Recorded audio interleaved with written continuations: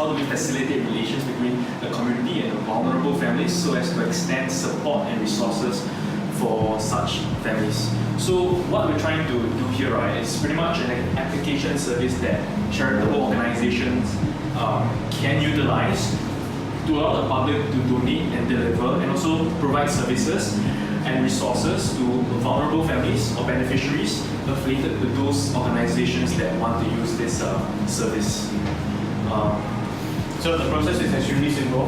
If you have something that you can see that someone wants on the app, all you need to do is just you set up a date and time with the person, and then one of our staff members will come and collect the product from your house, and then we will send it to the beneficiary's house.